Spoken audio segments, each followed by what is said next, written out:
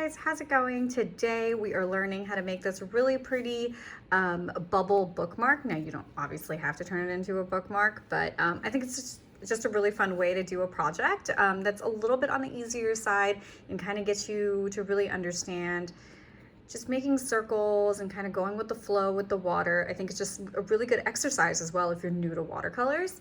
So either way, we are going to create this today. So let's talk about what we need.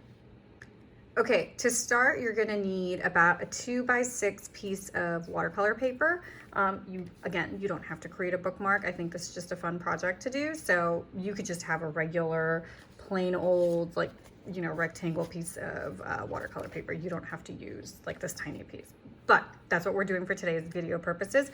You're gonna need a bowl of clean water, a paper towel, any brush you want. I think I'm gonna use the bigger one today. You're gonna need, if you do create the bookmark, a way to make the hole, a hole punch, which I don't have next to me, some twine, and then of course your watercolors. Now I am going to be using blues, and if you have this palette, I think I'm going to be using 32 and 33. I will link it below. So let's get started. Okay, so what we're going to do is I'm going to use a bigger brush, like I said, so I'm just going to go ahead and move this guy aside. So go ahead and wet your brush, and what you're going to do is you're going to start with just creating a simple circle. And it's obviously hard to see because it's wet, but it's hard to see. So I'm just gonna pick up a little bit of paint and I'm just gonna drop it into that circle. And now if you feel like there's too much paint or you feel like it's a little too wet, go ahead and take your paper towel and wipe it. Man, words are hard today apparently. You can also, dry your brush and also just kind of pick up some of that paint if you think it's a little too much. And we're not going to do another bubble next to it, kind of like how these have overlapped. You can overlap some, but like this one, for example, I waited till this one was a little bit more dry before I did the blue one on top, if that makes sense. So now if you want, you can, instead of doing first the water method, you can just pick up a little bit of paint and also start to draw in a circle. You can do it both ways. And the cool part about this is these will start to blend because that is still wet. So now I also want to add that you don't have to use two colors. You can just use one color the whole way through to create this bookmark or this project. And that way you're not picking up too many colors and it's not too challenging if you're just getting started. So because it's still wet, I can still move that paint around, or what I like to do is drop in even more paint to give it some really pretty dimension, like so. So those two are kind of done. And then there is no rhyme or reason to this. You just kind of pick a spot and go. And as it dries, you can add in more spots. So the next one I'm going to do is going to be kind of maybe over here. Circles don't need a specific size. Just do what feels good.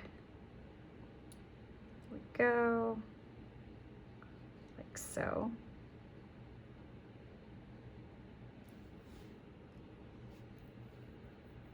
Now I'm gonna pick up a little bit of paint and maybe just do one down below, like so. And they don't all have to be dark. They can be light or dark. It is totally up to you. But look at how pretty it is when it just spreads like that. And so I'm going to go ahead and make this one a little darker just to give it a little bit of dimension. And then maybe push this paint around a little bit.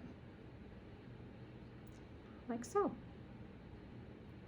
And now I'm going to really let that dry for it to really set in before I touch it again. So I'm going to keep going, but I'm going to speed up the video a little bit. Otherwise it'll take forever to get all of this done. So I'm going to speed up the video, but you'll be able to see when I'm picking up water, when I'm picking up paint to kind of get an idea.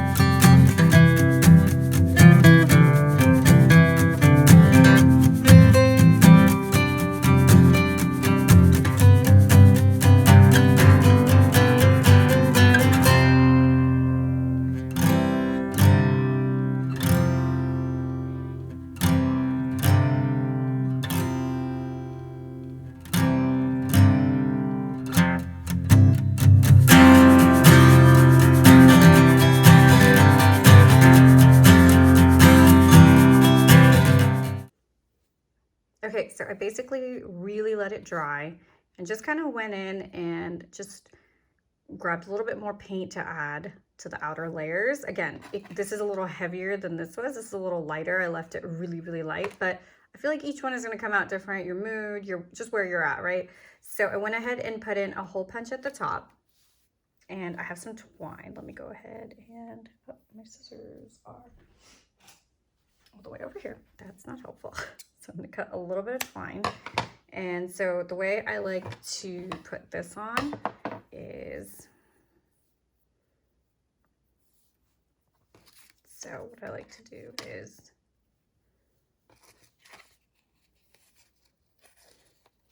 you pull it through like this, right? And then through the hole, you kind of pull it out. And that way it stays no matter what. You can knot it if you want right here, so that way it'll never come undone. It's just more likely to stay in place. Even with a ribbon, even if you just have ribbon and not twine, do it basically the same way. And then I just like to give it a little snip up at the top, like so. And you've got a cute little bookmark. It turned out so cute. Here's my other one. And like I said, this project will always turn out different. I do recommend that if you don't want to do it in blue, choose a different color. I'm hoping you guys have all, if you have a watercolor palette, I highly recommend creating a swatch like this. You can kind of maybe be like, what color do I want to do? Like this looks so good in these two hues of purple, or maybe some yellows or oranges or the green, basically any color, guys. I will link the video down below to create this because I think it's so, so useful if you have a watercolor set. I hope that was fun for you guys, and I will see you guys soon. Bye.